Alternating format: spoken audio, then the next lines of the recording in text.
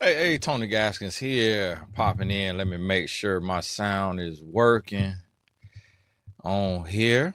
Now, want to do a little recap from the interview, and that that fell in my lap, and it was crazy because I said it, spoke about it, and then it fell in my lap, and it was same day. So it was no preparation. So I had no pre-planned questions. I had no written questions. We literally talked on the phone, and then a couple hours later I was able to come up to my office because I live, this is a corporate office, so I was able to come to the office, and Mr. Joseph, Mr. Barrino, he had no pre-planning, no questions. He had been working all day. He's a truck driver, so he was driving trucks, he's on the road. And so for that to be no prep, no planning, no anything, when we hopped on here, we just jumped right into it. Like it was just me trying to figure out everything, set it up, because I don't wear headphones like podcasters. I'm not finna be sitting here with them headphones on. It just too much swag. Just too much swag. I can't put them headphones on. And so we jumped right in, and we was just talking. So of course it was things that slipped my mind and whatnot. I'm not an interviewer. This is not an interview channel. This is not a podcast channel. So that was just a little bonus for the Blessed Tribe, my true supporters of the channel, who people who, that's why on the premiere only the Blessed Tribe could comment, because I'm big on people knowing me and knowing what I do and why I do it and how I do it. People who have been here for a while understand the heart of the message. You have some secret low-key haters in there too that'll be paid members and waiting on a mistake, waiting on me to slip up. You'll die first, because I work with the Lord. I walk with the Holy Spirit. So my power comes from him, my wisdom comes from the Lord, my confidence comes from the Lord. With the knowledge of the Lord comes a strong confidence. So if you waiting on me to fail, you waiting on me to slip up, you waiting on me to do something that I got to come back and apologize for, you'll die first. So I talked to God about the interview. I talked to my wife about the interview. I say, it's going to be a couple people that say, oh, Tony, this message. She was like, man, whatever, forget that. Like, this YouTube. He was like, they're a public family. Like, it's already out there in the public. It ain't like you bringing somebody that's private into the public and got them saying stuff and doing stuff against their will. And so, when my wife, who out the way and behind the scenes sign off on it, bump everybody else, because my thing is, she's my first ministry, so I don't want to be an embarrassment to her. I don't want to do something that's gonna make her feel like I'm bringing too much light or too much negative light or too much drama to our front door or whatever like that. So when she cool with it, then, and I'm cool with it, then I'm gonna do it. It's not something I wanted to do in reality. I know I said it, but it's just not something that I was going out seeking for. It kind of fell in my lap because of mutual connections. And so, and who knows? I might end up interviewing somebody else, and other people and stuff in the media, because I think what people also want is, when they name in the media and it's out there, I think they also want a safe space. Everybody know I'm opinionated now. I'm opinionated. But I talk to Fantasia husband, but they probably don't want to, he probably don't want to talk to me. Because if I ask Fantasia daddy, did he touch her? Did he sexually assault her? Then and that question caught him off guard. That's a question that, if you send somebody the questions and they see that question, they're gonna say, hey, can you remove that question?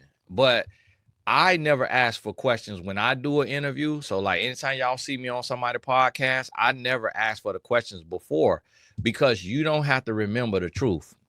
So if you're not a liar and you're not making something up, you don't need the questions. You should be able to sit down and answer the questions. And so I don't ask for pre-questions, and I don't give pre-questions, because I can't be put into no box like that, because I operate with the Holy Spirit. So when you flowing with the Spirit, you don't know which way you're going to go. So if you sit down and you pre-plan your questions, now you locked inside of that right there. what's on that paper. That's why when I speak in front of thousands of people, I don't use PowerPoints. I don't use note cards. I don't have an iPad with bullet points, none of that. Everything is always a flow from my source, and that's Jesus Christ, my Lord and Savior, and the Holy Spirit and the Lord. And so that's what you got to realize and understand. And then what y'all also have to realize and understand, because a lot of people know it all and yet know nothing. I'm gonna tell you like this right here. After the interview, me and him talked. He not trying to expose family business. It's a lot that he did not say. And that's why, if his age, if you go talk to anybody of his age, like, I don't know how old exactly he is, but I just can assume. But if you go to talk to people their age, none of them are fast talkers. If it's somebody that's a fast talker, that's that age, you better run.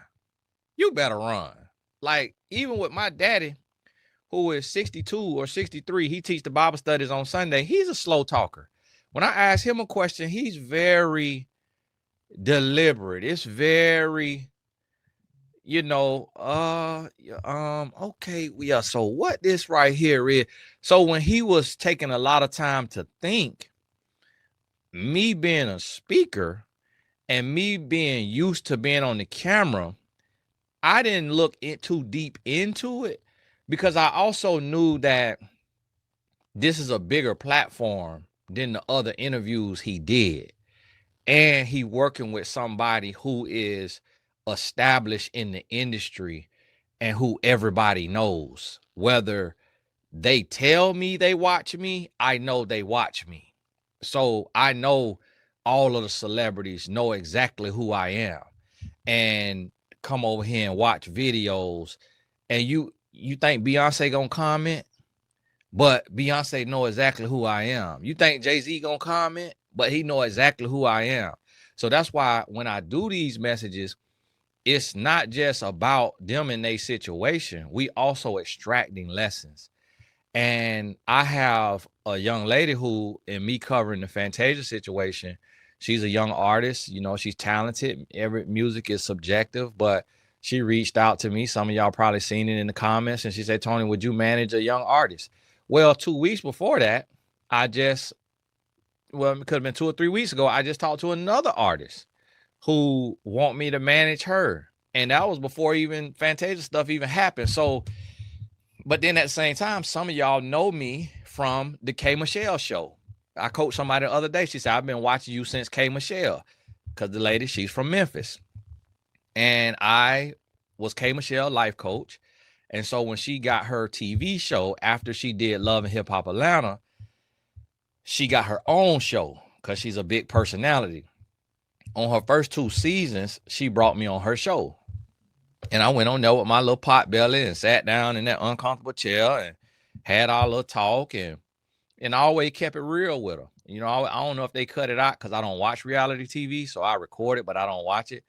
But I remember telling her on there about that booty that she had them built and all that she had them built.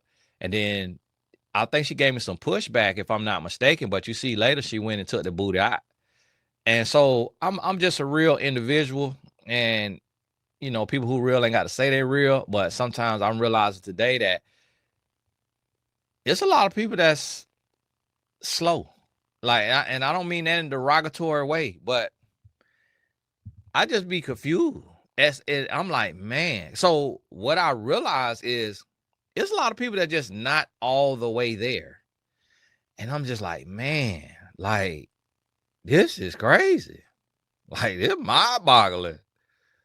Like, the first question I asked the brother was, why did you go public instead of reaching out to her? And then people like, oh, he messing for going public. It's like, the man can't reach her. He blocked. It's like, if he could reach, you got to realize somebody of his age don't understand the internet like that. Like, he can't corroborate an internet game. He's before the internet. He before computers. Like he wasn't raised with computers like I was. And I ain't get a computer. I ain't get a computer till probably, I don't know if that was late middle school or early high school, but he before computers. He before cell phones.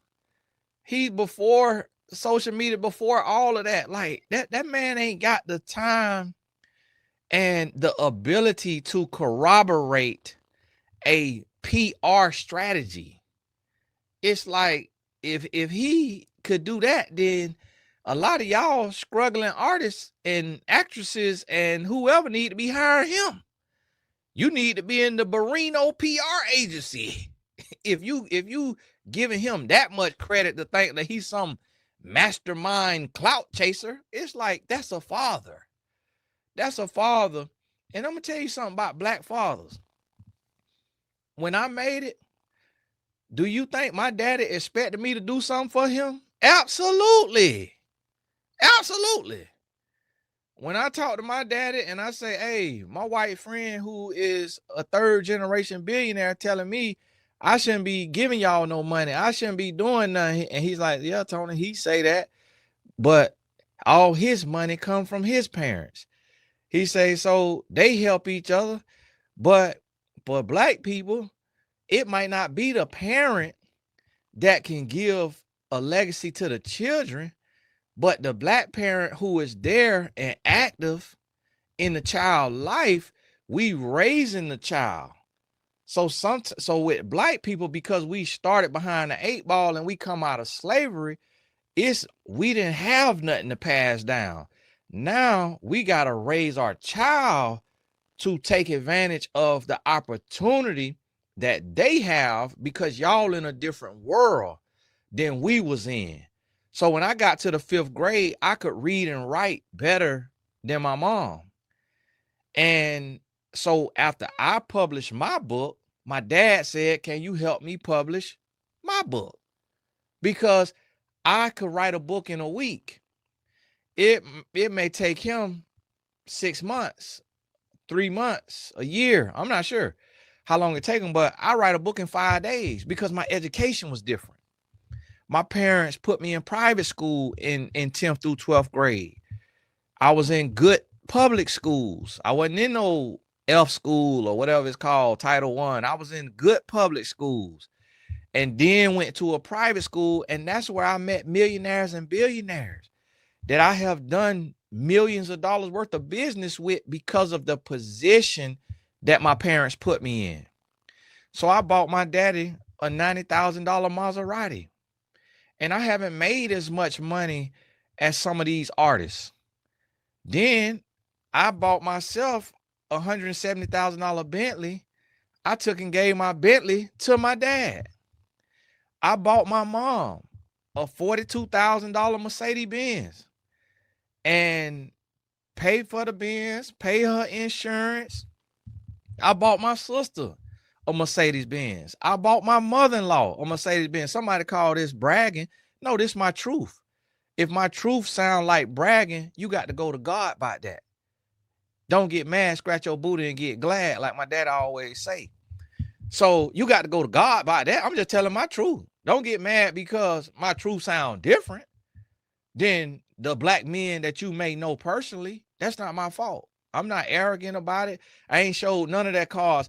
If I was an arrogant person and a show off, I would have lined up my homeboy Yukon XL that I bought him, my Barber box Chevy on 26 that I bought him, my sister Benz, my mama Benz, my mother-in-law Benz, all my wife cars, my daddy Maserati, Bentley. I would have lined all them cars up in a semicircle and took a picture and stood in the middle of it. And cause you go to the blog page and they show NBA players who make $40 million a year buying their little sister a Toyota Camry. I don't make that kind of money, but I'm a giver because I understand what we come from. I understand everybody ain't got no opportunity. So it's like people mad at Joseph Barrino, and this man produced an album for his daughter. They did an album at 8 years old. That's an active father. Then did another album at 14. Then she called him to the idols. If he was such a terrible man, why would she call him to the biggest moment of her life? And then as a father, the man get in a 1999 Monte Carlo and drive from North Carolina to California. Like, it's either love or greed, but wasn't no money attached to it right then, so it couldn't have been just greed. So a lot of people not even reading between the lines. And it's like, at his age, it ain't too many ways that he gonna think about how to go about this situation. You either could go, all you could do is go public.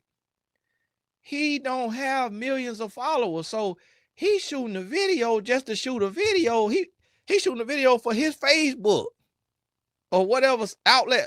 How many followers he got? So that was just really just him talking. That wasn't even intended to go viral. A lot of people talking about, oh, you know, he went public. Y'all act like the man got 10 million followers. The man probably was talking to a few hundred people out of North Carolina that already know how he is, already know how he get down, already know how he rock.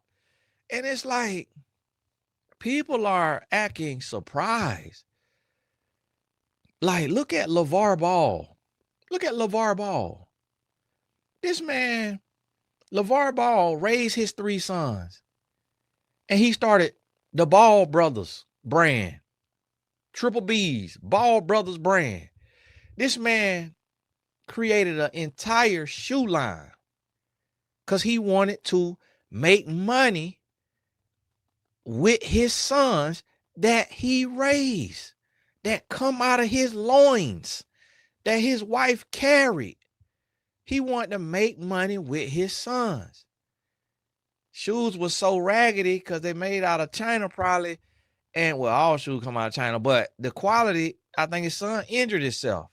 So his sons end up having to go and sign with real shoe companies and get 10 million, 50 million, whatever amount of millions it was. And they probably had a little falling out.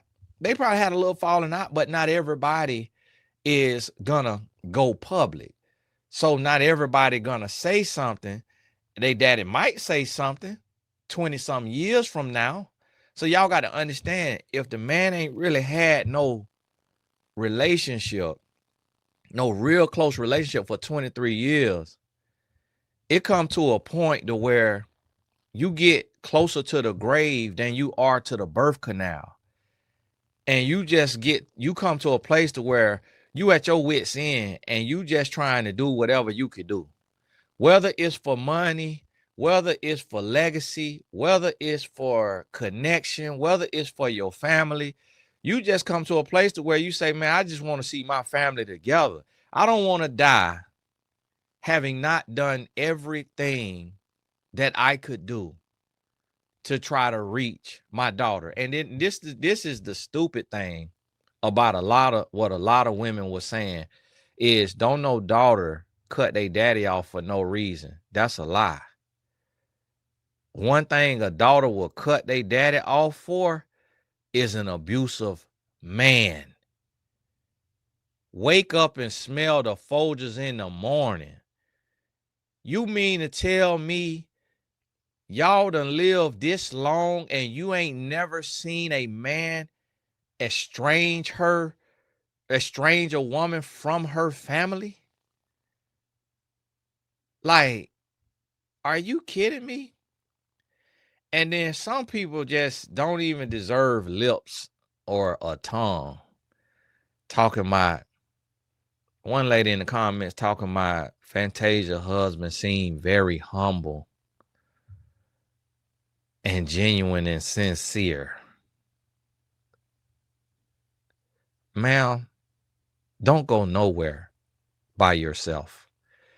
You don't talk to a single man without a permission slip. You talk to nobody. Cause ma'am, you finna get raked over the coals so doggone bad. You finna get used and abused so doggone bad. It's like, if you don't understand men, be quiet. Be quiet. When a man tell you about a man, you better listen. You better listen. I'm trying to tell you right now. Fantasia's husband is a handful. That man is a mess. That man is a handful. That man is controlling. He is a killer. And it could be in the literal sense. But what I mean is he an assassin. He not afraid, but he afraid. Like in the sense of the crime you see in the streets, it's because these young men be scared. That's fear. Because when you're not scared, you don't even pick up no gun. You put the dukes up. You'll go ahead and square up. You'll go ahead and square up. We got to go and shoot the fade, squabble, whatever you call it, where you come from. When you ain't scared. When you scared, now you want to go get you a little tool. Because you know, hand to hand, you might take your L. And so this is the thing.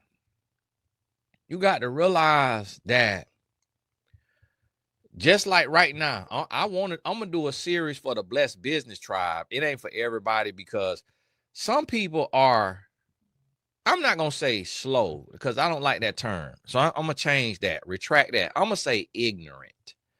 Some people are ignorant and they think that when you cover certain things that you're hating or you bringing somebody down. When stuff is already out in the public, if you don't explore it and examine it, your subconscious is going to accept it as a truth for your life. You have to talk about it. And you have to verbally articulate how you feel about it because you train your brain.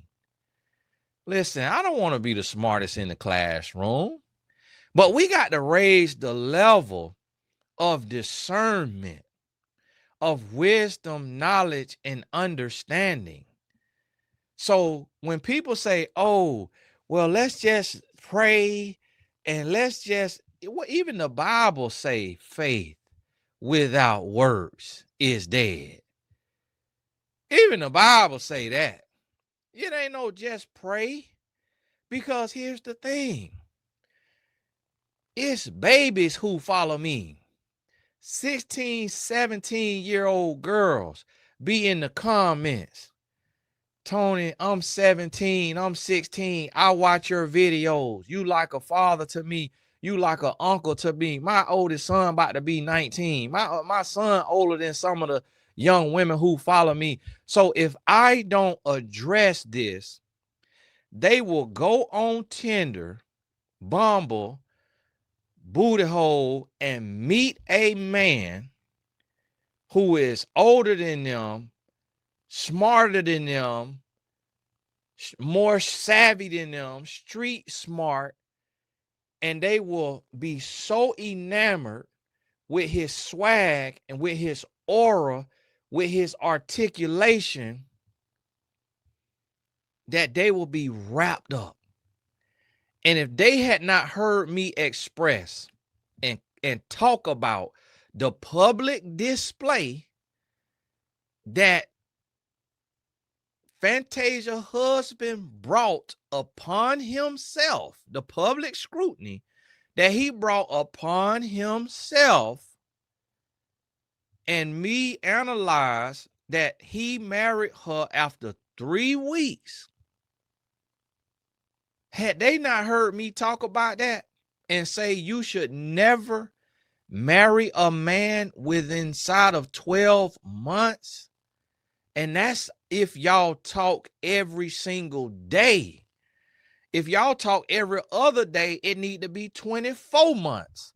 If y'all talk every 3 days, it need to be 36 months. Do not marry a man inside of 12 months. And I'm going to tell y'all, the only little bit of chamomile that, or Earl Grey, that Mr. Joseph Barrino gave us is that Fantasia and her husband got married and then divorced and then remarried. That's the only little bit of chamomile that he gave us. But listen, me and him talked after the interview, and we were still on the computer, but I hadn't hit stop recording. So, and he said, we ain't still recording this one. I said, no, we not. And to God be the glory. I'm an honest man. Cause see, if I was a gossip blogger, I would have took it for, cause he older. So he wouldn't have seen that I swiped up, hit the camera, or swipe down. See how quick I'm doing this? Swipe down, hit the camera, boot, hit video, boot, hit record. See how I'm recording? He wouldn't even see me do that. I could have just but because I'm a man of integrity, I didn't do that. But I'm gonna tell you what,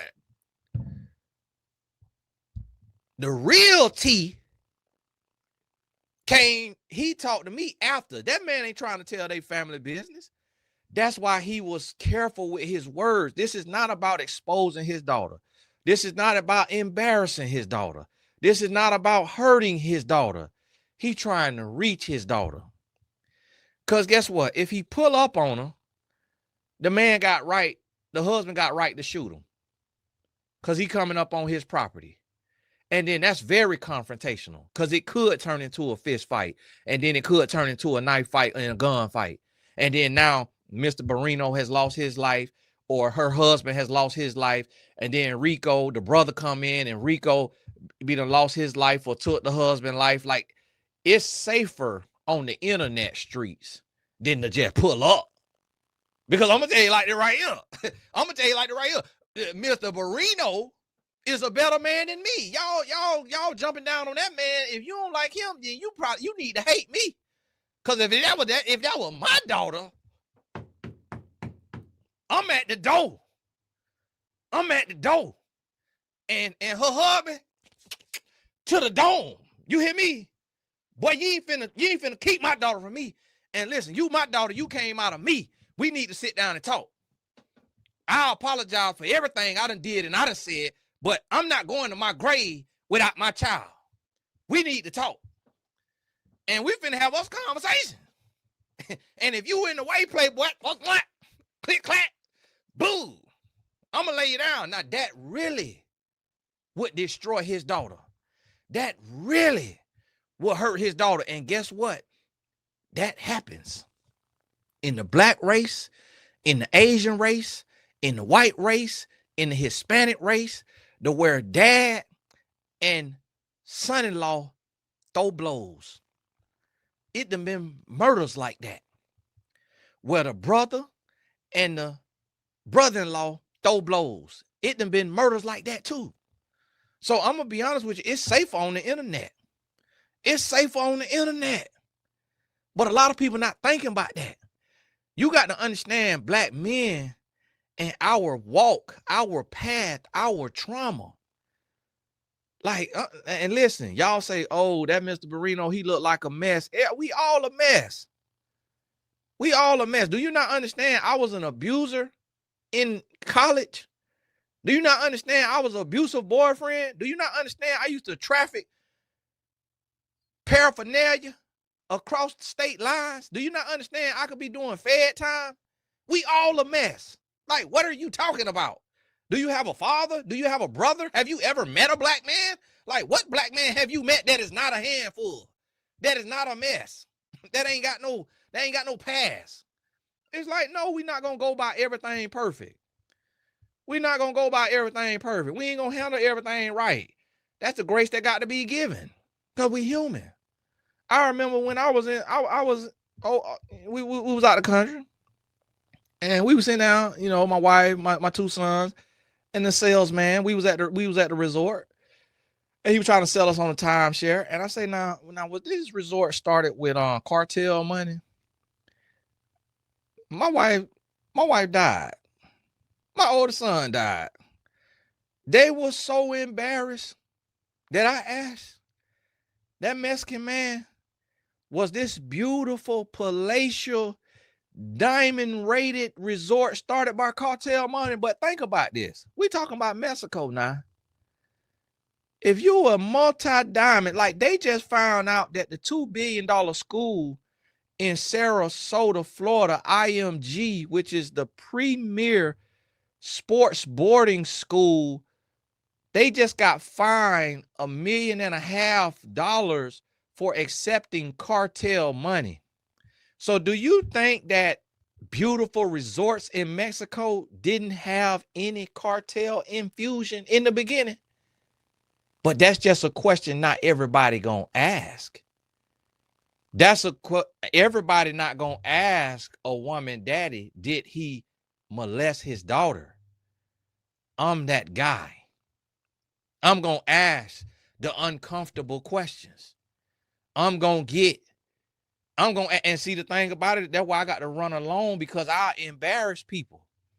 I embarrass my wife sometimes. That's why I asked her before I did the interview. I say, hey, I got the opportunity to interview Fantasia daddy, but you know, I don't like no drama, I don't like no mess. Now, do you think I should do it? And she was like, yeah, it's YouTube. Like, YouTube. And she understand, like, and I got investors in my YouTube channel. The link in the description. Grab you a piece of the channel. I got investors in my channel. Like, I got to produce content. You got to get content going. Hey, it's a content machine. Listen, if Fantasia's husband reach out to me, you think I'm finna tell him, no, I ain't finna interview you because I don't trust everything you got going? No, we're going to sit down. We're going to politic. We're going to sit down and talk. Like, hey, I understand you're not a speaker. I understand you behind the scenes. So I understand you could have misspoke. I understand you could have said some things that you didn't really mean to say. I understand you're not no talker. So let's sit down and let's talk about it, my brother. Take me through it. Bring me up now. Take me through there. And then I'm gonna ask clarifying questions. If Fantasia want to come on and mad, if she want to come on mad and yell and scream, how about, do you realize I live in Tampa? Fantasia had a concert in Tampa the night that I interviewed her daddy. I ain't even know it. I ain't even know she was in Tampa. Because I ain't not all in the scene like that. I speak on what y'all asked me to speak on. And I'm going to tell you what did it. I say, yeah, I kind of want to talk to the dad. And then it came to me. And so the opportunity came to me from a mutual, somebody on here, you know, who know both of us, I guess. Well, I didn't know the person, but they know him and they follow me. So they set it up. I didn't go out looking and digging and all of that. I just said that. And then it came to me. So this is the thing. I ain't even know Fantasia was in Tampa doing an event. I ain't even know about that. And then here I am, get the opportunity to interview her dad. And so we had that conversation, but it's like, I interview anybody. Like, it's one brother who got me so shocked. That brother be interviewing witches. I can't remember his name. He tall with a beard. Darker skinned brother. He be interviewing witches. He be interviewing Satanists. He be interviewing everything. I'm like, my goodness, brother, you ain't scared to sit in front of these people? Like, what if they still got that on them? But he don't be scared. But he just interviewed somebody from the Delta, telling about her pledge experience and how demonic and all that is. I said, ooh, I know some Deltas. How they feel? Ooh. Then AKA coming up, AKA talking about everybody ain't like that. Everybody don't do that. Everybody, yeah, whatever you say. Some especially the grad chapters. It's like, yeah, you a graduate. Like, everybody gonna be bending you over, spanking you, and your old behind. Like, you a graduate. Like, you old musky behind. You don't get across the line and pledge and her the ski and go and get out of here with your old behind trying to be cool with these young girls. Go somewhere. Sit down. You pledge no sorority when you grown and musky. Like, if you play a sorority after the age of 20, get in a coaching session with me and denounce and go on about your business. You too old. And so listen to me. So my channel now, I'm open for the interview. And see, one thing about it is people know over here, it ain't going to be messy. I'm going to ask you questions. We're going to talk. And I don't edit. So I ain't edit. And then guess what? I ain't even post no clips. I didn't post no clips to my TikTok. I didn't post no clips to my Instagram. No clips to my Facebook. I ain't even post no clips. Nowhere. I need to download the interview and post it to my Facebook. But I ain't even post it nowhere because I ain't trying to bring nobody over here. I ain't trying. It's for my supporters. I ain't trying to blow up. I ain't trying to get no clout. I ain't even do no thumbnail. Oh, time you might be being messy. I'm disappointed. Shut up and go stick a stick somewhere. You think I care about what you think? Is your name Cherie Gaskins? If your name Cherie Gaskins, then you could reserve your opinion about me, because I don't care. I will wipe my behind with your opinion of me with diarrhea. So I'm going to tell you like right now, say your thumbs the trouble. You think Jesus care? You think Jesus would have did what he had to do had he was listening to everybody's opinion? And guess what? I'm a Christian. I got work to do. I got lives to save. And the thing about it is, you don't know how it helped people if your musky butt don't need it. They ain't doing it for the people. I'm not doing it for the healthy. I'm doing it for the sick, because right now there's a young lady, or it could be a older lady, seasoned lady, who watching my videos and is under the thumb of a controlling man. And me addressing the red flags, there's women right now who is taking a paycheck home to a man, and that man is controlling all the money, and they don't know where all their money is going. That man could be taking care of a whole nother family, and the woman don't even know it, because the money come into a joint account, and then he transfers a lot of it out, talking about he's running plays and he's making strategic investments. Oh, and what I was talking about earlier, I lost my mind. For the Blessed Business Tribe, when I get the time, and y'all keep talking about the Pop the Balloon list, I'm too busy right now, okay? I'm too busy right now. Just appreciate that interview, all right? Appreciate that interview, and y'all stop commenting in there. I get back to it when I get the time. I got 8 sessions today. 7 hours of talking on the phone to people. And then one of my VIP clients is having a crisis, and he writing me to get on the phone today. That's 8 hours. I just got off the phone with one of the mentors from the boys program. That's 9.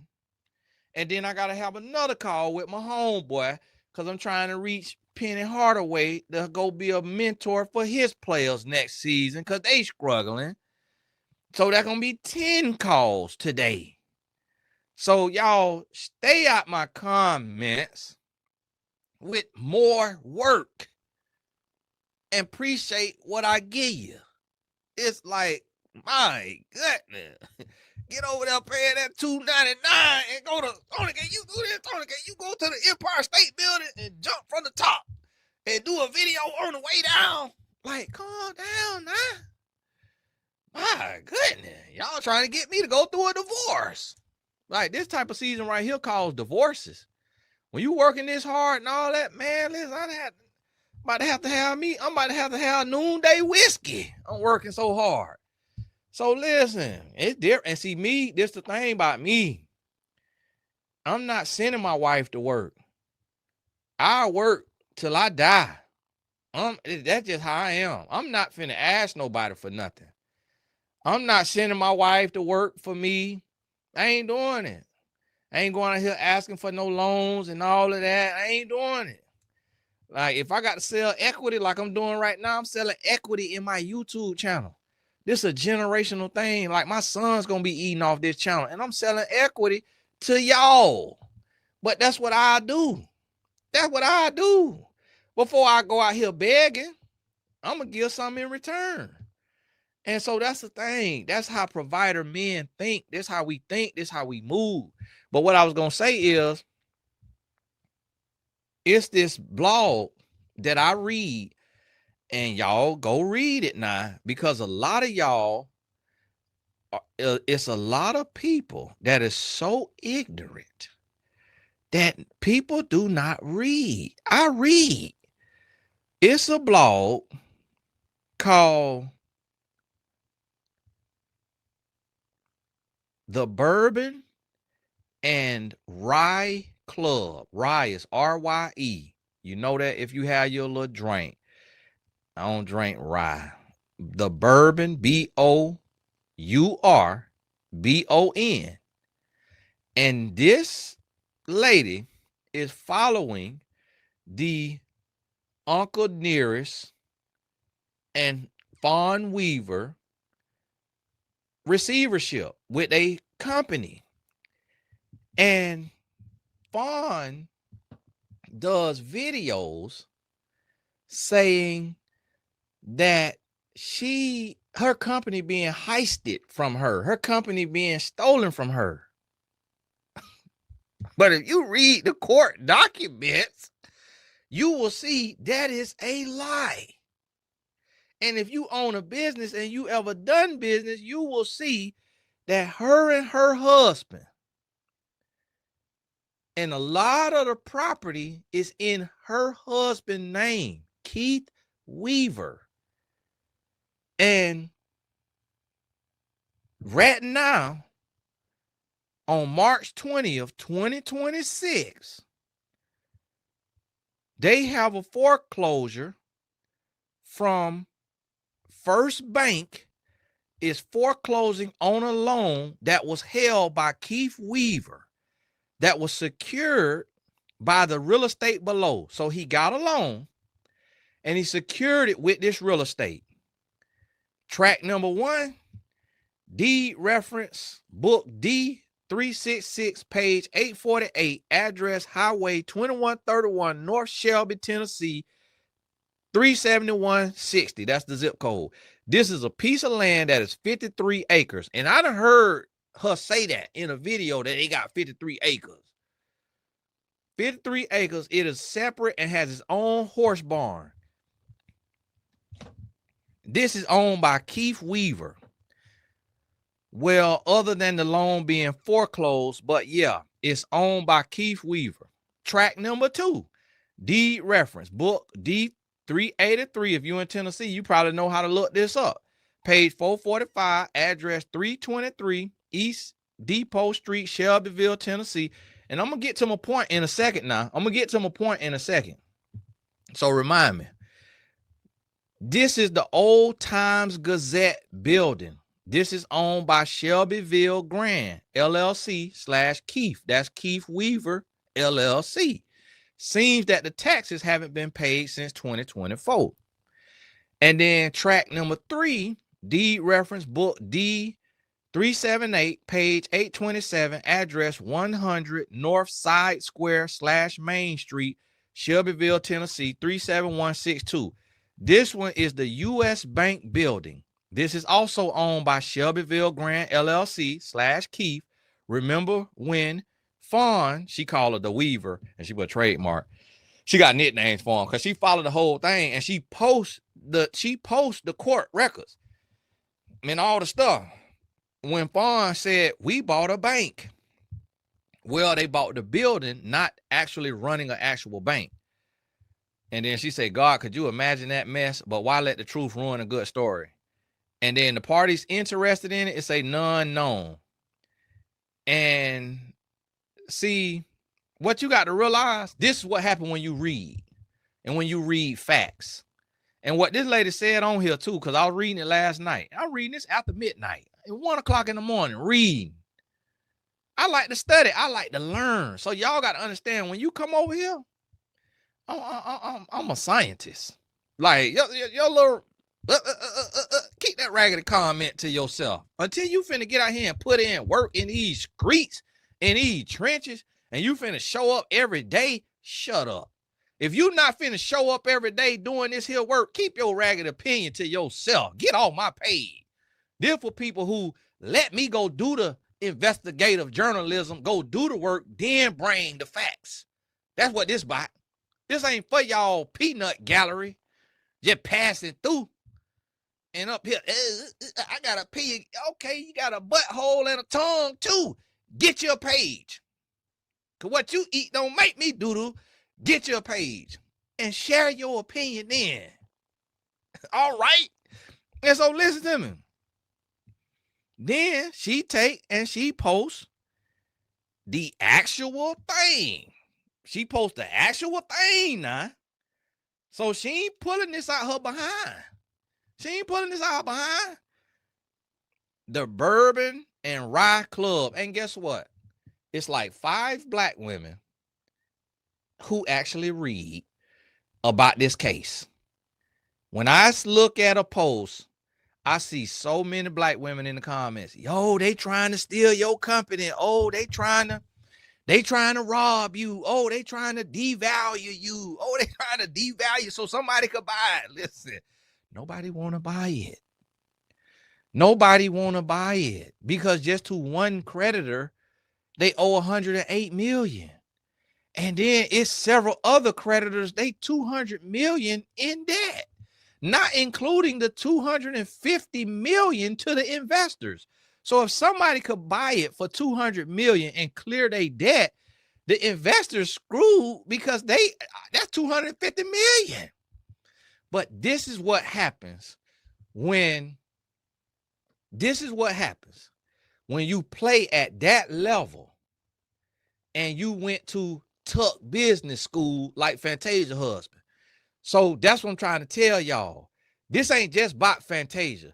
She got her husband who don't know what he doing. I know good and well I'll run circle around him in business because of the money I make for me, not off my wife back, not off my wife talent. I'm talking about my talent, my gift. I know if I was running Fantasia business, she'll be a billionaire. You hear me? Listen, I'm trying to tell you. Only reason why I ain't really take my management company serious because I am a talent too. So when you a manager and you the best of the best manager, you're not a talent.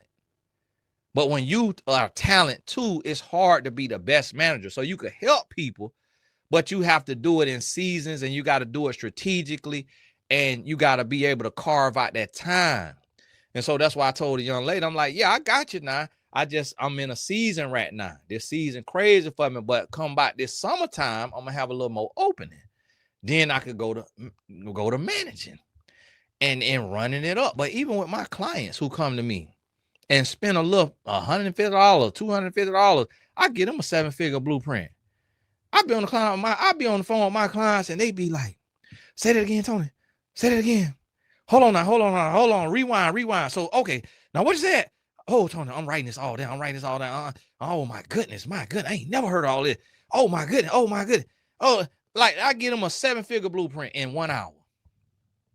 And some of them go activate. And they come back with the finished product that they now could push for the rest of their life. So listen to me.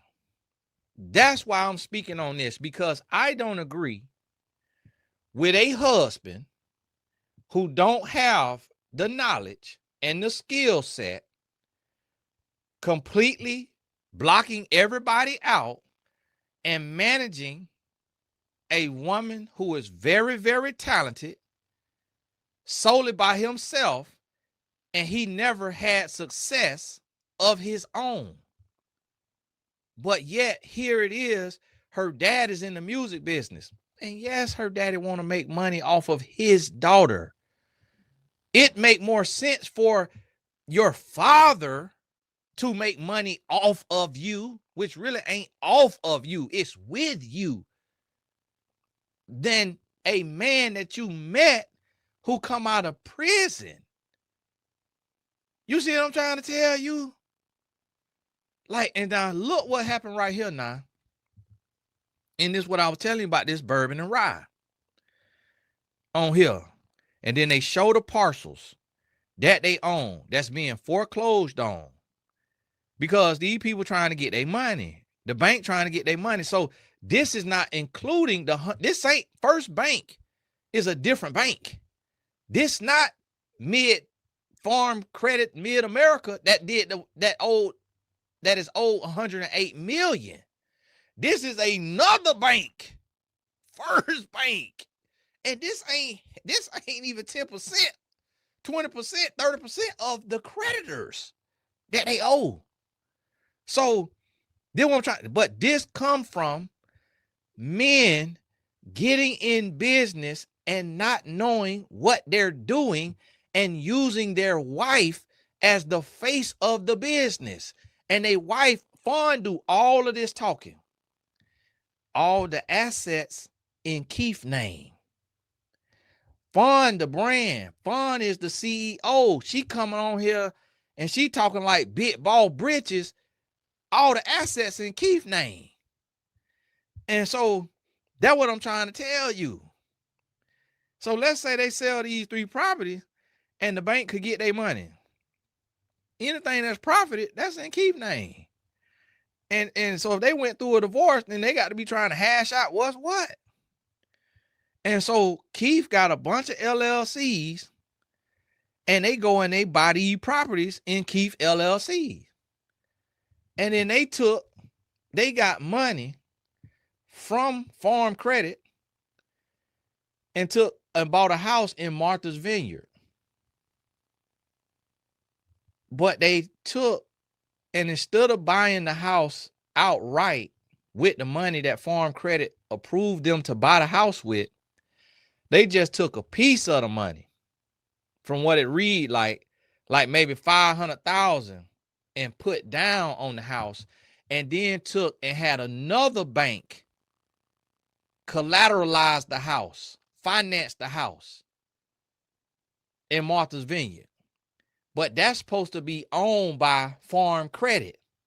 So now they saying that could be bank fraud. That could be fraud. That's what they saying, but they ain't but the receiver is being so nice. He's saying he's not even implicating fraud right now. He said he ain't even implicating fraudulent activity, even though it's a lot of records. Before 2024, all the financial records was deleted.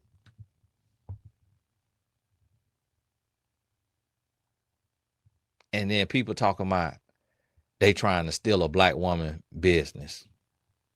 How? If you deleted all your financial records and your company been open since 2018. And how are records deleted?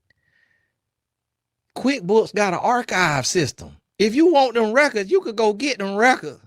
And that's when you go find out ain't nothing deleted. QuickBooks will say, all right, yeah, we say delete it for you, but we still got it over here just in case the government come to us and we got to pony up. Yeah, it's over here in the archive. It's sitting there over there for 365 days. QuickBooks finna show you, you ain't delete that. So guess what?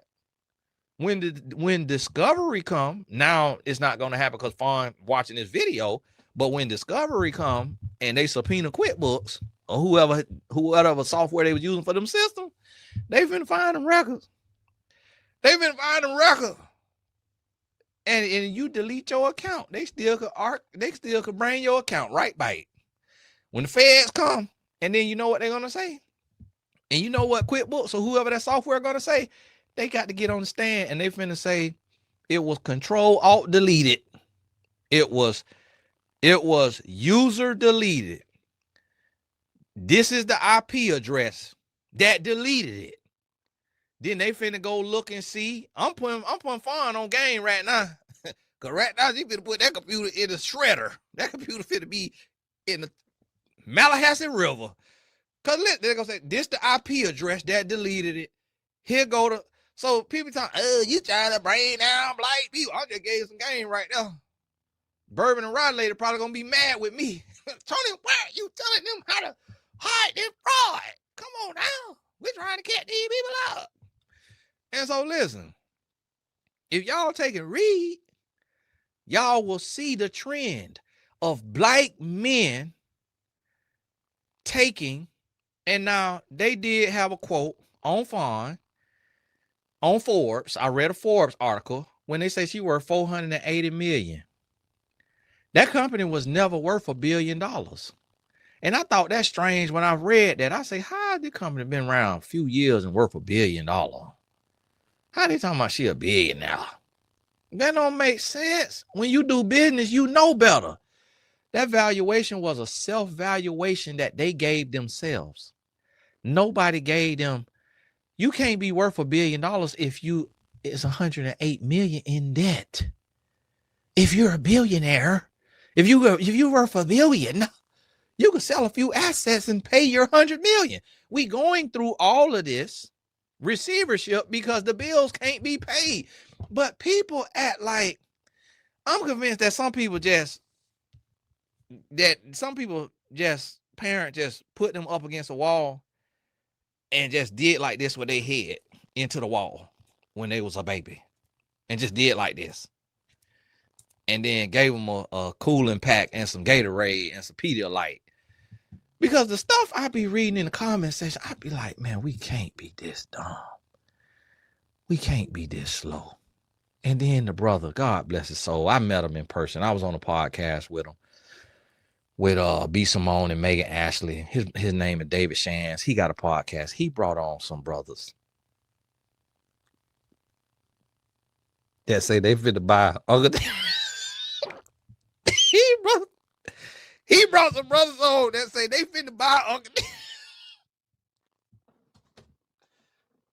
Man, I almost died listening to these men talk.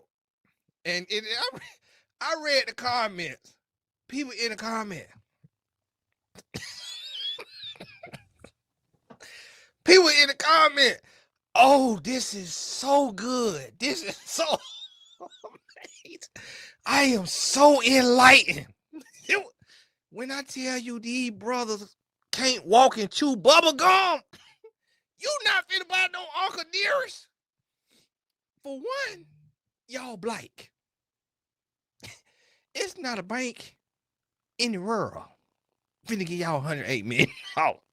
Especially when you country and you can't say your words right. The man who was doing all the talking, he was saying word like Cam Newton, a collector. I say, David Shands, when you see that, bring me on the show, man. We need more common sense. I mean, these brothers done went to a couple cap tables. They done learned some little terminology. And I'm going to tell y'all, see me, this my thing. And this is why it's hard for me to get a corporate job and get on staff with a team and stuff like that, because I call mess out. I call white people out. I call Donald Trump out. I call everybody out. For me, it ain't about color. Like, I'm not a culture worshiper. I worship God. And what I don't like is deception. I don't like deception. I don't like the deception that Fantasia husband doing. I don't like the deception that Fawn Weaver is doing. I don't like the deception that the men went on that David Shands podcast and did.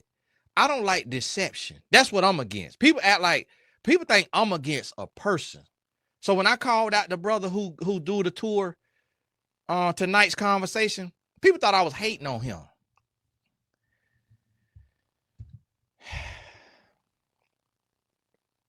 It's like, when you really look at it, what do I have to hate on? Like, what do I have to hate on? Like where in his life is he doing better than me? Like, I have nothing to hate on. What I don't like is deception. I don't like single men who are not married pushing relationship narratives when they don't have the credentials and the pedigree and the experience from a healthy marriage to decipher and determine what narrative and what information is healthy and what information is destructive. That's what I don't like. That's why I called it out. That's why I called out the yellow couch guy. Now, the brother who do the conversation, he's probably not a bad looking brother. Now, the brother on the yellow couch, he probably not a bad looking brother. But I'm not finna go and say either one of them look better than me. I'm not finna look at them and be like, yo, man, hey, I'm a handsome brother, man. He got me, man. He got me looking like a toad frog, man. No. What I'm be jealous of? What I'm be jealous of? But the reason why I call out the Yellow Podcast, Yellow Couch. Why? Because he was single with a gaslighting podcast. Talking about dear future wife, and we need to be talking about dear ex-wifey. Forgive me. And then you need to be talking about something else, like Purpose Podcast or something like that. Like, you need to be doing what David Shan's doing. Podcast Summit. Like, come on now. No me out here talking about love and relationship, and then you bringing all these bollywop couples on here. Lady talking about she ironing her man clothes so he could go cheat. Like, what in the world are you putting out into the world? Like, this woman need a muzzle. She don't need no microphone. She need a muzzle, not no microphone. And not, I don't mean that literally. I mean, she need to be sitting down somewhere in therapy for healing from getting cheated on so much by her, forgive my French, bad built husband. Like, man, listen, if I'm a woman and you finna cheat on me, boy, you better not have no stomach on you. Boy, you better be built like a Greek sculpture. Ironing to go cheat. Go cheat with who and where? Who want to cheat with him? Like, what did we talk? Was he with a transvestite? A man? He was down there with Kitty, the man who came in that dress in the White Howard sexcapade when he was with that gay man, and then Kitty came in there with dangling and a dress on. I'm like, well, he down there with Kitty? Like, ma'am, you might need to look a little deeper in that, see who he was cheating with, because it ain't too many same women that cheat with your husband. It ain't too many same women that cheat with your husband. Like, I can't even get nobody to cheat with me. I know I'm in better shape than he is. I know I got more money than him. I can't even get nobody to cheat with me. I don't want to cheat. So y'all, Tony, you look at somebody I love cheat with. Will you hush? Will you hush? My goodness. So I'm trying to tell y'all, man, I'm not no Jim Jones or none of that. I ain't talking about the rapper. I'm talking about the guy who led the cult. But man, if the Lord mess around and let me come up with a software project that's the equivalent of Amazon, man, I'm building my own city, man. It's going to be a city for people who have discernment, who have some kind of sense. Like, it saddens me and it hurts me that it's so many ignorant black people. And that's why my voice is out here, to shine a light in the darkness, to say, listen, you are being bamboozled. You are being lied to. Like the men went on that podcast talking about, I'm going to tell y'all what that was. What that was is that was them running a screen for Fawn, because Fawn keep talking about she got investors and she got people that want to buy them. So those men stepped up and they saying that. So that corroborates her story to the receivership that she got investors, potential investors. Now, the lady on Bourbon and Rye Club, let me see what it's called again. Yeah, the Bourbon and Rye Club is a splash page of Uncle Nearest lawsuit live updates. And so she do that. The Bourbon, she called it Bro Fund Me. You know, like GoFundMe. She called what Fawn keep talking about the Bro Fund Me. And man, it be giving me a little chuckle, man. I ain't gonna lie, it be giving me a little chuckle, man. She got some little witty jokes she be putting in here. And so she called it Bro Fund Me. And so that's what these guys here, and I'm gonna tell y'all got to be careful with these kind of guys. They come on here, and one of the men used to be a barber. My barber's a cool dude, and he got visions, and he want to be a millionaire one day. So it's not that you can't transition from being a barber to being a big time investor. But when they ask him, I don't know if that was the barber, but one of the guys, they asked him, who are you? Like, what do you do? And I can't remember his name. It could have been Wayne or something like that. And he was like, I'm Wayne. And me, what do I do? How do I say this? Me, what do I do? Well, yeah, well, me, well, I'm Wayne. I'm Wayne. Like me, it's like what I do. Dude. Okay, D.O. What do I do? Me, well, see, the way I describe, huh? What? Brother, if you don't put that microphone up and never get in front of another microphone in the rest of your life, sir, don't ever get on the microphone. Let the elderly gentleman who was doing all the talking, let him do the rest of all of y'all catfishing interview. Because see, I'm going to tell y'all what happens with that. These men get on here. They use a few 16-letter words. And my best friend a billionaire. So I done seen all the cap tables. I know all about this stuff. So I'm listening to these guys. They do not know what they talking about. I mean, it's giving me a headache. And it was some black folks in the comments who called them out. Some people who work in banking, some people who work in investments, and they were like, these guys are full of it. They don't know what they talk about. It was a few people who said that, but the amount of people who said it was such a great interview and they were so enlightened and they were so educated, I was like, wow. And so here's the thing.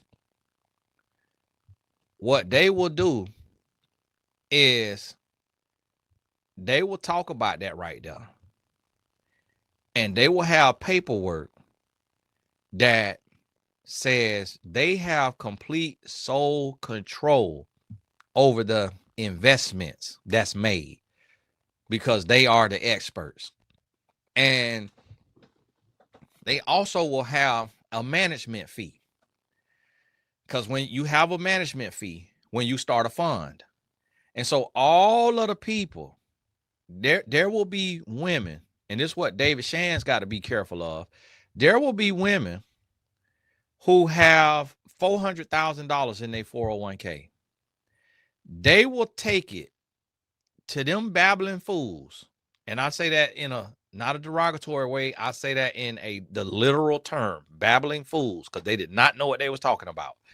They will take their 400,000 and invest it in them men. And them men will never come nowhere near. Because I'm telling you, they can't even talk good as Jay Morrison, and he couldn't even get nothing. He couldn't even get about 12 to 15 million. So I know them jokers ain't finna get the 108 million. And you ain't finna buy the company for that because they owe more than that. And the bills piling up every day. So it was 108 when we started. Interest still gotta be kicking up. Like if people finna be like, they might settle for that 108 because that includes like $6 million in interest already. So, and that's what you learn when you read. And so these brothers not finna get nowhere near close to no 108 million. And what that paperwork will say is that they could take and pivot. They could take and pivot with your money and do a different investment. But what you got to realize is all the money that they brought in, they get a management fee. So right off the top, then when they invest, they gonna get a fee. When they liquidate from that investment, they get a fee. Then they gonna put it into another shell investment, get a fee. Liquidate again, get a fee. So they getting rich off of the fees. Ain't none of the investments panning out. Ain't none of the investments going well. They getting rich off of the fees, the way Grant Cardone did. A lot of people put a lot of stock on Grant Cardone. Grant Cardone got rich off of a real estate fund that he did that has management fees. That's how he bought his $50 million plane. And people don't realize that because they don't read. And so then when he got all of the white people, then he goes and get Floyd Mayweather. You see what Floyd going through right now. Read Business Insider. Now, I already knew Floyd was gonna go through stuff like this, because it's like once you make $1 million, you understand more about money. And then when you make millions after millions after millions, you understand even more about money. And so I done did that. And I could tell by the way that he was spending, because I have billionaires who get tight because their money is in stocks and they get dividends, and that's how they live out the dividends. And so when they spend their money or they make investments and them investments go bad, even billionaires get tight and they got to go sell more stocks. So Warren Buffett sold over $1 billion worth of stocks here recently, and trying to move the money, because I'm guessing he preparing for a crash and he preparing to die. And so he's trying to get the money to his kids. And then Jeff Bezos sold $300-400 million worth of Amazon stock. Elon Musk be selling hundreds of millions worth of stock, because just because you a billionaire or whatever don't mean you just flush with cash. And I'll never forget when a multimillionaire who was gonna be a billionaire because of generational wealth told me, he was like, "Do you think I just have $50,000 sitting in a checking account?" Now this coming from a billionaire family. So a lot of people don't even understand money. And so when people come on here and they be like, "Oh, I'll be sure is filthy rich." What? You don't know nothing about no money. Like, it ain't nobody that's filthy rich. Everybody can go broke off of 6 bad months. You see, Oprah had to come back to work. She bite podcasting. Floyd Mayweather retired, was supposedly doing $10 and $20 million exhibitions. That must wasn't true. Because if that was true, he could have just kept doing that. He has unretired. And these people is showing where he's selling all kind of houses off to where he is going broke. And came to the point to where money got so low, he's suing Showtime, Steven Espinoza, and Al Heyman. So y'all got to learn how money work. Because I'm going to tell you like this right here. If you can't, one thing I learned, if you can't budget 100, you can't budget 1,000. If you can't budget 1,000, you can't budget 100,000. You can't budget 100,000, you can't budget 1,000,000. Because one thing I'm going to tell you, when you got your own money, you don't need no investor for your projects. But you need investors because your money is deployed. Your money is work. Your money doing different things. So you bring in investors to do more things. And one thing is to cover another thing. That's how money works. So what y'all have to realize is, look at all the hype around Uncle Nearest and that brand. And them saying she's a billionaire, like she's a billionaire woman. Forbes, then I don't know if they ever said a billionaire and they retracted it to 480, but it's from 2024. So, and they probably don't want to delete it, or, you know, and they waiting on the court stuff to come out, like get finalized, because they still in court. It still got, you know, you still got discovery and all this stuff, all these different filings. But when all that's done, Ford probably gonna make the author of that 480 million. They probably gonna make her delete it or correct it and put the real, you know, net worth. And that's what you got to realize and understand, to where if they can be that big, growing that fast, and crash, we all could crash.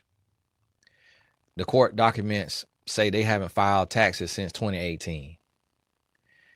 And I thought the rest of us was doing bad with filing late. But I'm like, man, okay, well, Lord, all right.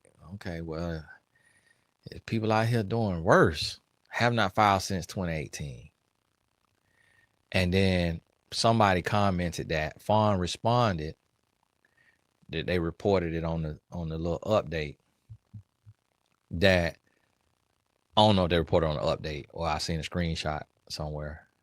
But Fawn responded, yes, the filings need to be filed, but no money is owed. because all the money was put back into the business, is what she said. So she trying to let the detractors live, and she trying to respond to them because she knows the average black person, which is her following, is ignorant to money and business, because most black people don't run a business. Most black people have never made $1 million. Most black people don't understand none of this stuff because we don't come from that. So she knows she can spin and she can get all of these people barking and hooping and hollering because they haven't read any of the court documents. And then she's saying, go to this page and read these court documents. I ain't even go to the page because I could tell by what she does, the video she make, that it's going to be just their filings and just what they want people to see. And so they filing a bunch of frivolous stuff just to fill up the filings and just to try to prolong and delay. They filing a bunch of frivolous stuff that could end up costing them. But see, here's what the judge is trying to do probably. The judge, and see, this is what a lot of people don't understand, is sometimes people will let you make a fool of yourself because you're going to slit your own throat. Like sometimes people give you enough rope for you to hang yourself. Like they don't want to come out and be the bad person, but they know if they let you keep doing enough, and this is what Fawn and her lawyers got to realize, is eventually enough people going to go read these filings and they're going to see how frivolous it is. And they're going to see that they ain't got no argument. And they're going to see that the receivership is actually, that guy is actually neutral. He's a white guy, but he's one of them white guys to where he's not a racist. I could read people. I could look at him. He's one of them super duper, super smart, super analytical, super studious guys. And he being nice. Because he could easily just claim fraud. He could easily just say, from what I've seen and the records being deleted before 2024 and all of the withdrawals out of the accounts that I have access to, that's going to these other accounts that I don't have access to, so I can't see what was done with the money after it left these Uncle Nearest accounts. He could just say, this is fraud. He's not saying that. So what y'all got to understand, if this could happen with Uncle Nearest, what you think could happen with Fantasia Little Business? And I said little business because we talking Jeff Bezos being a trillionaire some days and all the way to where we at, who could touch a few million. That's little. It ain't derogatory. It's little. So if somebody, Fawn Weaver and them got 100 million from one creditor, got like another 100 million from other creditors, and then got like 250 million or something like that from 162 investors, and probably got a bunch of other little loans in their own name that don't nobody even know about. And so if they could have over 300 million put in their hands to spend and spend it wrong, what you think the rest of us could do? The same thing. So then here go these brothers talking about they finna buy, but it's like, but cannot say what $100 million purchase they've made before and flipped it into good money. Like, you got to have a track record before you go try to tackle a $300 million worth of debt, 100 and some $1 million worth of debt. And then brother talking about, if you'll give me my terms, I give you your price. And then he gonna repeat that 9 times like it's deep.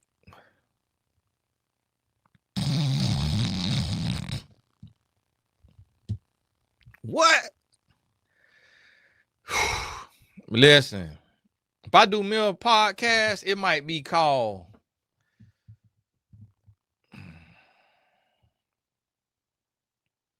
I don't know. I might copy the stories that used to come on that my grandma used to watch. Guiding Light. I might copy the stories. See, they'll let me use they day. Like, man, we got to pull this wool off our eye, man. It's like, man, come on now. That's why I tell y'all, with my thing, you got to go over there. It's SEC registered. You got to go over there. You got to read it. That's why I tell y'all, you got to go read it. And it tell you exactly what it is. You investing into the future earnings of the channel. And the amount that you receive, if the channel earns, when that paycheck comes, you get paid, I get paid. But you got to read that. But what does that mean? That means if the channel don't earn nothing, then you don't earn nothing. So what you got to go off of, what you looking at? My track record. You looking at how many videos I got. You looking at that all the videos monetized. Over 3,000 videos. You see what I'm pumping out. When you go over there, they have to post my numbers. So it's transparency. It show you how much my watch time is up. It show you how much it made over the 12 months that they calculated. It actually went up crazy the next 2 months after that. So it would have been higher if they would have waited and put those other 2 months in, the next 2 months in there instead of the 12 that they had, where I had took some time off in that 12 months. But it's like transparency. And it's not just what's coming out my mouth. I'm not even allowed to say a lot because they don't want me to misspeak. The SEC don't want you to misspeak and say something that's misinterpreted. A person have to lean on their own interpretation. They have to go read for themselves. And so what these people are doing out here, they doing a lot of bumping of the gums and they doing a lot of talking. Oh, I do this business. Oh, I did this business. Oh, I was like this in business. Oh, I was like that in business. I do this. Track record. Show the track record. What's the track record? All that extra, all that. What's the track record? Where is that? Point blank period. But hey, let's get on over here at 12:50. That'll get us hour and a half. I got coaching session starting at 1 o'clock. Wow, 22 messages behind. I know it's my son in the family chat. My oldest son, he be in that family chat. So you got to realize that now. Oh, okay. I need to have my wife go out there and get that. Get that bottle. So that's all. That's my only thing. It's like I do not deceive. I don't come on here to deceive and to manipulate. And I come on here above board. So I hold everybody to a high standard. And I don't like deception. I don't like deceivers. I don't like it. So if I feel like something is off, I'm going to call it out. And it's like, even me stretching to do this thing, with Gigastar. It's like, that's a stretch for me. So I had to look thoroughly within it. I had to look and see and understand. I had to ask the tough questions. And so that's why it's such a low price to get in, because of how it's set up.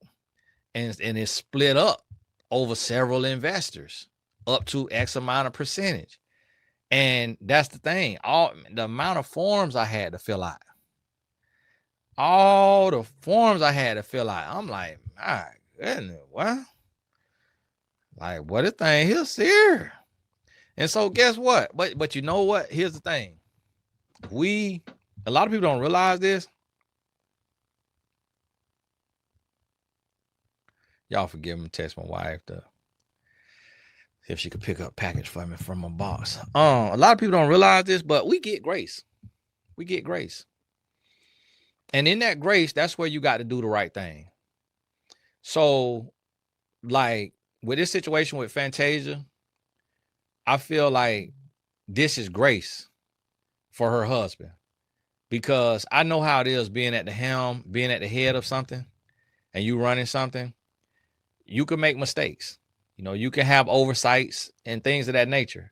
So with her dad, whether his intentions are pure or not, only God knows. All the rest of us doing are speculating. whether his intentions are pure or not, the purpose still will be served, because it's going to make Fantasia look within into her finances, and it's going to make her question her husband and say, you know, like, what are people talking about? And why is like this celebrity life coach who millions of people love and respect get this feeling from you? Like, what is he talking about? And it's going to make him have to defend himself, explain himself. It's going to make him have to look and see, like, does he need to kind of bring in a third party that can monitor the books and see everything and make sure that there's transparency, and have all the banking stuff on Fantasia phone so she could see every transaction and sit down and see every transaction? Because, like, can't remember who said it. No, I ain't gonna say it, because it could be something her dad said to me off the record.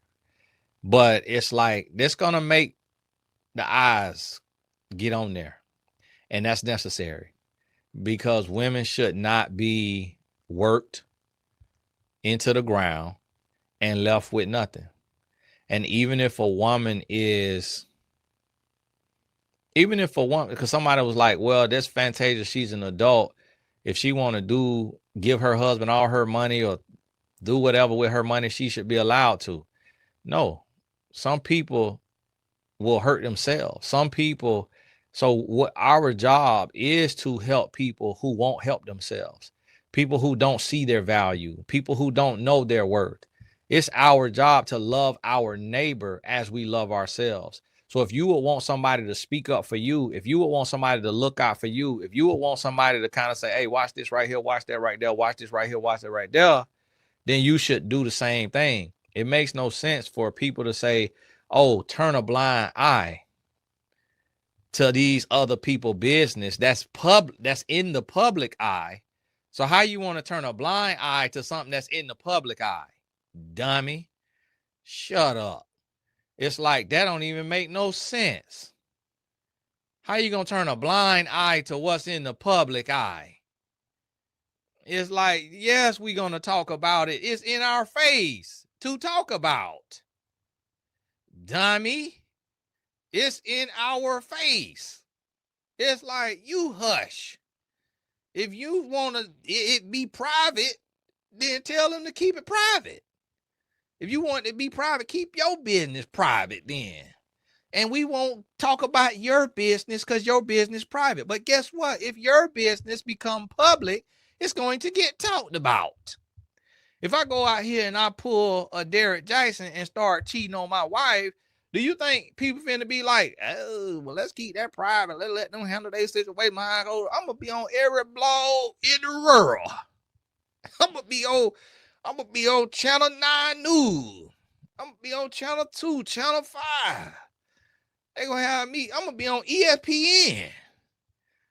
They going to have me everywhere. Yeah. Every life coach, Tony Gallagher, caught in an affair. I'm going to be breaking news. I'm going to be on Fox News.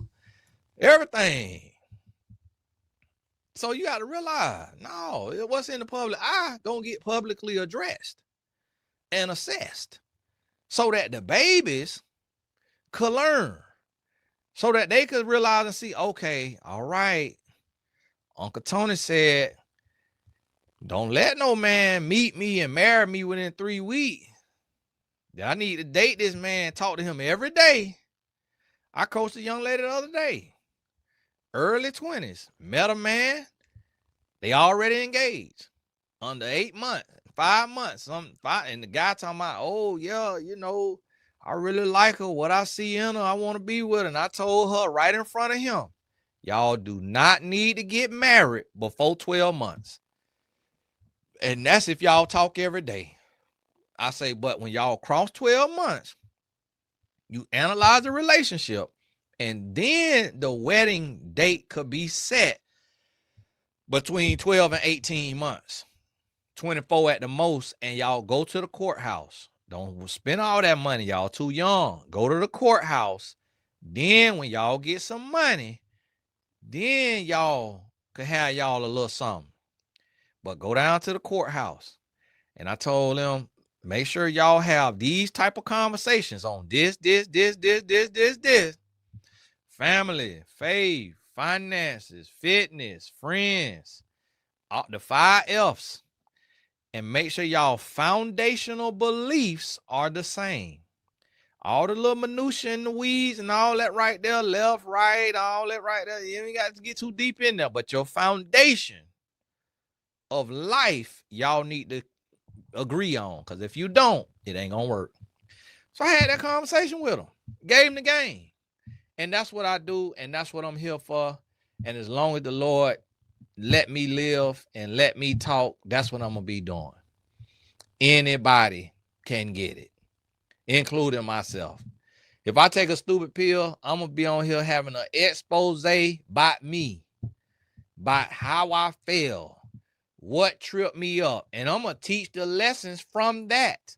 So every man could benefit from it and learn, okay, if Tony had this level of discernment and he fell, man, I just learned how he fell. Man, I would have fell a long time ago. I would have fell off of that first 15 tests he passed. So I'm paying attention and I'm watching and I'm praying. And I'm watching because I talk to beautiful women every day. So I have to be very, very astute, very aware, very on top of it. And then I don't know if these is bots or what, but I don't know if they following everybody or people just send them to follow me. I don't know. Probably following everybody.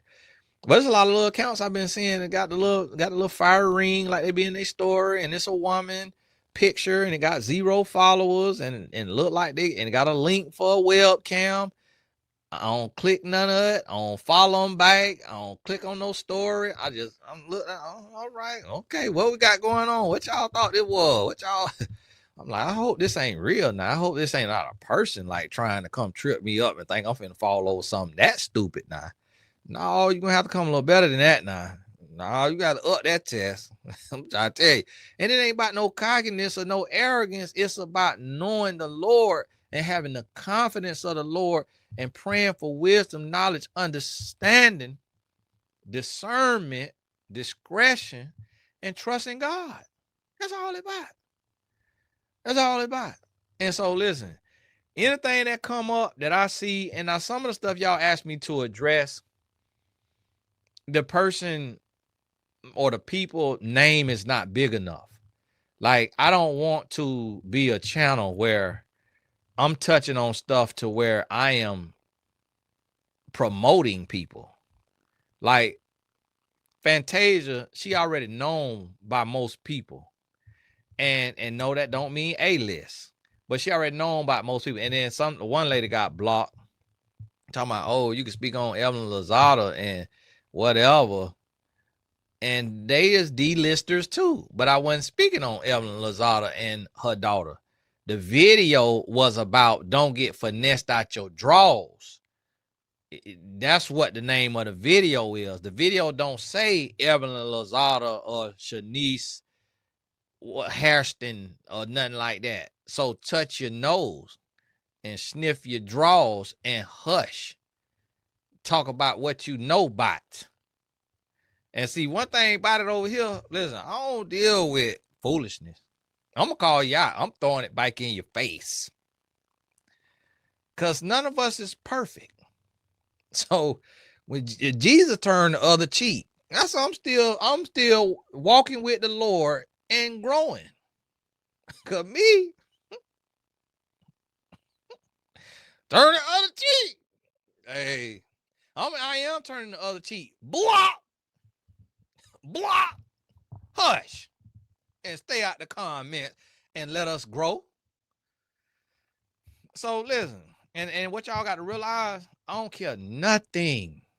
And then I'm trying to tell y'all this right here. Don't care about something and don't mention something to me that you see I don't care about.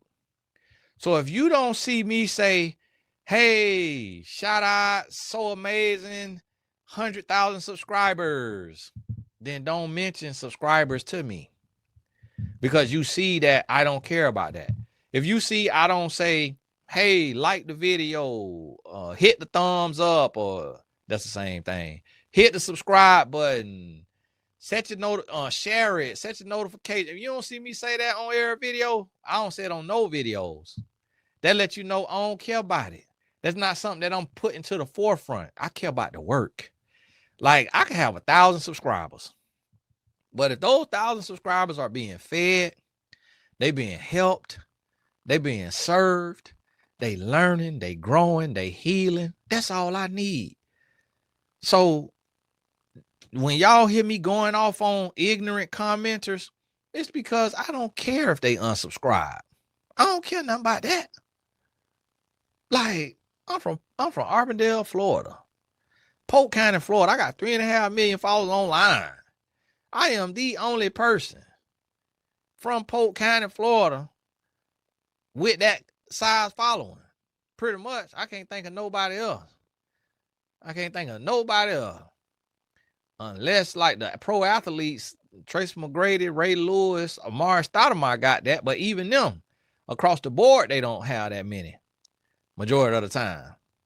So it's like, where I come from, unless somebody do some kind of skit that I don't know nothing about, but Country Wayne ain't from Polk County, so that's the only skit person I really know about. You know, Lou Young and Drewski, they not from Polk County.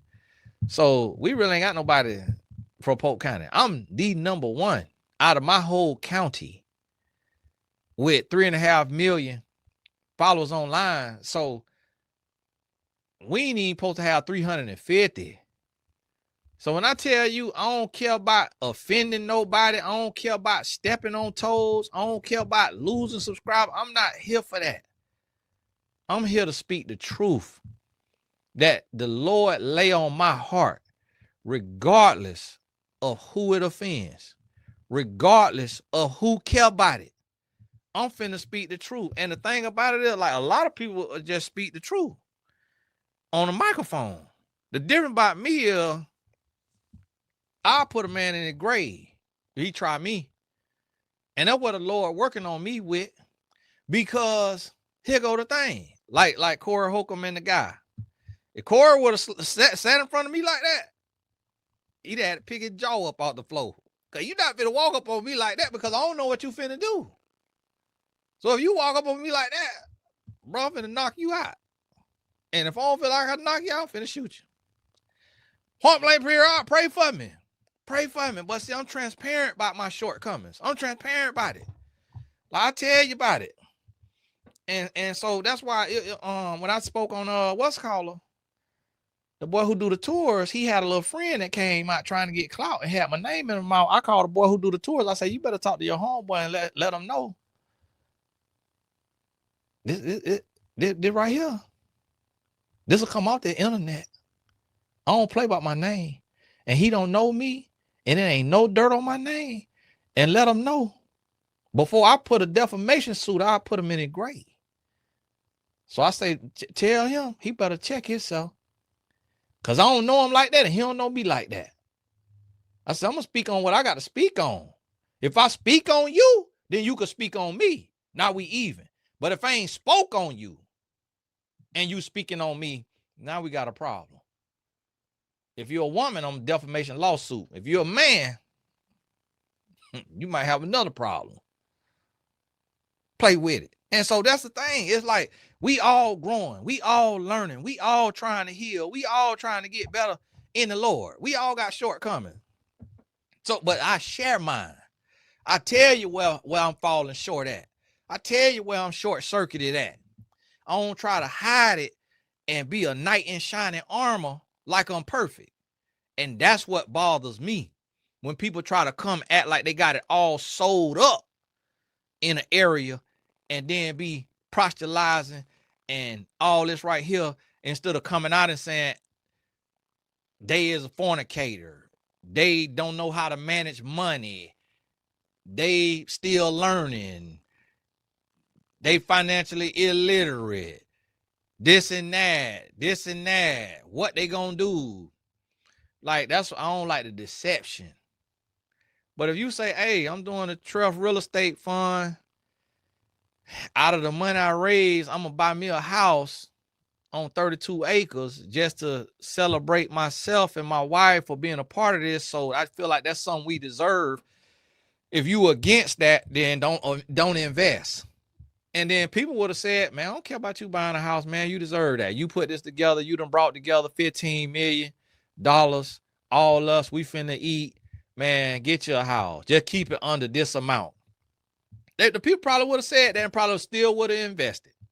But when you come out and say, like, you raising all this money and you just finna deploy it into strategic investment, but the only thing you spend the money on is stuff that serve you, getting a co-working space that serve you, so you got an office, getting a house on some land that serve you, so you got all. But instead of going and buying a $3 million multifamily unit that your family don't live in, and it's just an asset producing, income producing asset for your investors, and then go get another $3 million one, get another $3 million one, and then all that right there, and then out your management fees, now you go and buy you a house. That's how you do that fund. So that's what I'm talking about. We got to get the transparency. I say I'm finna be up here at 1 hour and 30, and now it's time for my call. God bless you. All the important links in the description. Check that out down there. God bless you. Keep your head up. We'll talk soon.